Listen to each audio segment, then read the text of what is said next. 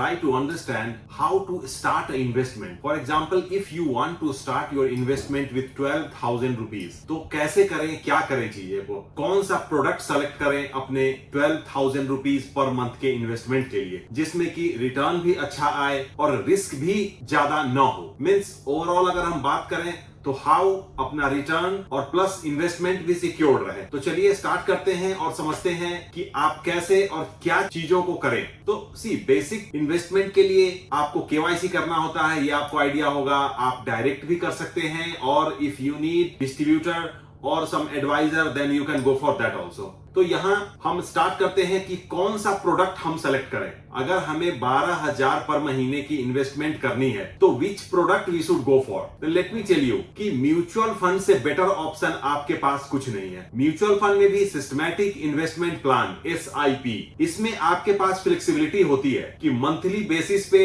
जैसी आपकी सैलरी आती है या जो भी आपका सोर्स ऑफ इनकम है, आपके पास जैसे ही इनकम आपके बैंक अकाउंट में हिट होता है तो उसके 2 दिन 3 दिन 4 दिन के बाद का आप डेट फिक्स कर सकते हैं अपने सिस्टमैटिक इन्वेस्टमेंट प्लान में, and then that fund will go automatically to your SIP through auto NAS. Bank में आपका ऑटो डेबिट का ऑप्शन रहता है जब आप म्यूचुअल फंड लेते हैं, तो that will go straight away.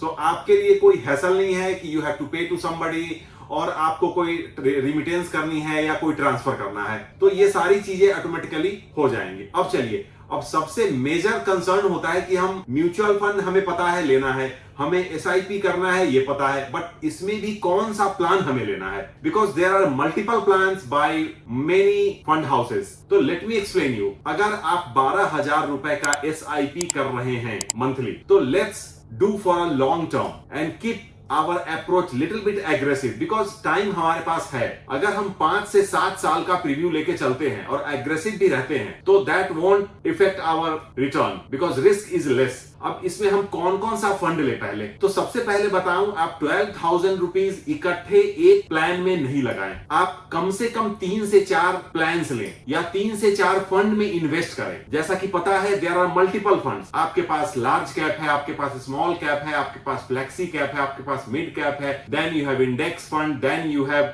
Tax saving ELSS funds, then you have metal gold और सिल्वर के फंड ऑफ फंड्स हैं. इसके अलावा भी बहुत सारे थीमेटिक फंड्स हैं. तो there are multiple funds are there. तो कहां कैसे क्या लगाएं, शॉर्ट एंड सिंपल मैं आपको बताऊं तो आप अपने टोटल फंड का लगभग 35% आप कर सकते हैं लार्ज एंड मिड कैप में, बिकॉज दैट्स द सेफेस्ट बेट. आप लार्ज या मिड कैप में 35% इन्वेस्ट कर सकते हैं. सेम टाइम अगर आप चाहते हैं कि यह 35% आप फ्लेक्सी कैप में करें तो आप फ्लेक्सी कैप में भी इन्वेस्ट कर सकते हैं. तो इन दोनों ऑप्शंस में से आप एक पिक कर सकते हैं कि आपको किस में इन्वेस्ट करना है. इससे क्या होगा कि आपके पोर्टफोलियो को यह एक कोर स्टेबिलिटी मिलेगा, because large cap mid cap के शेयर्स में वॉलेटिलिटी बहुत ज्यादा नहीं होती है, रिस्क उतना नहीं होता है. नाउ सेकेंड किस प्लान में लगाएं, तो second you go for mid cap. So 35% आपने लार्ज और मिड कैप में लगाया है तो आप मिड कैप का एक और प्लान ले सकते हैं जिसमें 25% ऑफ योर 12,000 रुपीज आप इन्वेस्ट कर सकते हैं. मिड कैप में जो भी मिड कैप शेयर्स होंगे उसका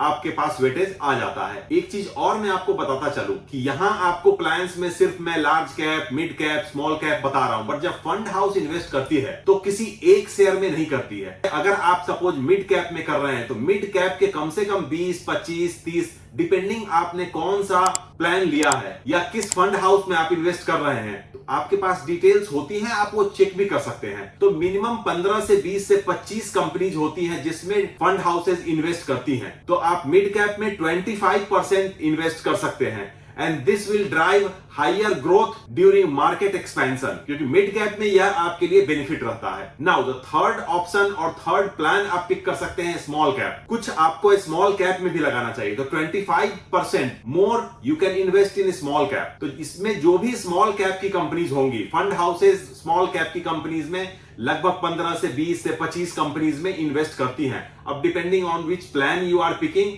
डिटेल्स रहती हैं, again you can explore and you can check कि किस किस कंपनीज में कितने कितने वेटेज आपको मिलने वाला है। और यहाँ पे क्या है कि स्मॉल कैप में रिस्क ज्यादा होता है, तो सेम टाइम वॉलेटिलिटी भी रहती है और रिटर्न की भी अपॉर्चुनिटी रहती है बहुत ज्यादा। तो दैट्स व्हाई 25% ऑफ फंड आप स्मॉल कैप में लगा सकते हैं और इतना आप रिस्क ले सकते हैं। ये आपका हाई रिस्क कैटेगरी रहेगा। But to counter balance it, आपने मिड कैप में भी लिया है, लार्ज कैप में भी लिया है, तो now it's safe, it's not over exposure for you. Now एक लास्ट फंड जिसमें आप लगा सकते हैं और वह है इंडेक्स फंड। इंडेक्स फंड भी एक ऐसा फंड है जिसमें आप निफ्टी 50 की बात करें या मिड कैप 150 की बात करें, डिफेंस के इंडेक्स फंड है, आप मेटल बोले, गोल्ड बोलिए, सिल्वर बोलिए, तो बहुत सारे आपके पास इंडेक्स फंड हैं। तो आप पिक कर सकते हैं कि आपको किस इंडेक्स फंड में लगाना है। Again you need to explore little bit. तो अगर आपके पास उसके लिए भी टाइम नहीं है तो आप किसी डिस्ट्रीब्यूटर से मिल सकते हैं who is in the industry और who is giving this kind of support and assistance. उसमें क्या है कि आपको एक वेल इन्फॉर्म्ड डिसीजन लेने में मदद मिलेगी। तो इंडेक्स फंड में भी आप लगा सकते हैं लगभग 15% ऑफ योर 12,000 रुपीज। तो ऑल टुगेदर आपका 35% लार्ज कैप में इन्वेस्ट करना है, मिड कैप में 25 करना है, स्मॉल कैप में 25 करना है और इंडेक्स फंड में आप 15% इन्वेस्ट करेंगे। यह आपका टोटल इन्वेस्टमेंट प्लान रेडी है कि अगर आप 12,000 अपने सैलरी में से सेव कर रहे हैं या सोर्स ऑफ इनकम आपका जो भी है और 12,000 रुपए आपने इन्वेस्ट करना है, तो इस तरीके से आप इन्वेस्ट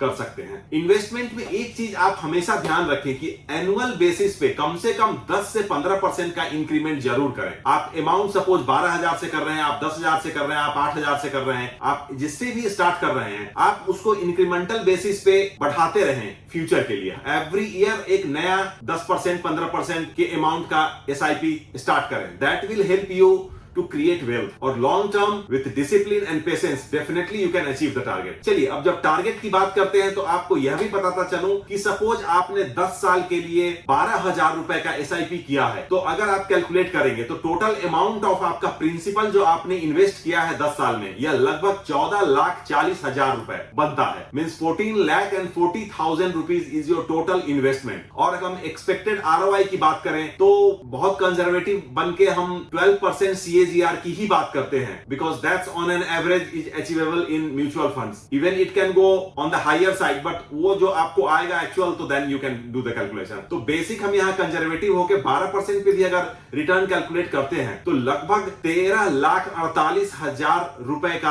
आपको टोटल यहाँ पे गेन होने वाला है। मींस 13,48,000 रुपीज का। ऑल टुगेदर अगर मैं बताऊं तो आपने जो 12,000 रुपए का 10 साल के लिए सिस्टमैटिक इन्वेस्टमेंट प्लान किया है, वह 10 साल के बाद लगभग 27,88,000, इसको राउंड ऑफ हम करें तो लगभग 28 लाख के आसपास आपके पास एक कॉर्पस क्रिएट हो जाएगा। वहीं अगर आप इस 10 साल को एक्सटेंड 15 इयर्स में करते हैं, आप 10 साल की जगह पे SIP 5 साल और एक्स्ट्रा करते हैं, तब देखिए क्या इंपैक्ट पड़ता है। सेम 12,000 रुपीज आप इन्वेस्ट कर रहे हैं, आपका प्रिंसिपल अमाउंट 15 साल में लगभग 21,60,000 रुपए टोटल एक्यूमुलेट होगा। और CAGR अगर हम 12% का ही लेते हैं ROI, तो लगभग 38,94,000 रुपए टोटल आपकी इनकम यहाँ पे बन रही है। और ऑल टुगेदर जैसे आप 12,000 रुपए 15 साल के लिए इन्वेस्ट कर रहे हैं, तो जो आउटकम आपका होगा, जो इन्वेस्टेड अमाउंट प्लस आपका interest, all together you will have a corpus of around 60,55,000 rupees. तो definitely this is a good tool. और लॉन्ग टर्म जब आप जितना ज्यादा रखते हैं, रिस्क आपके पास उतना कम होता है। एंड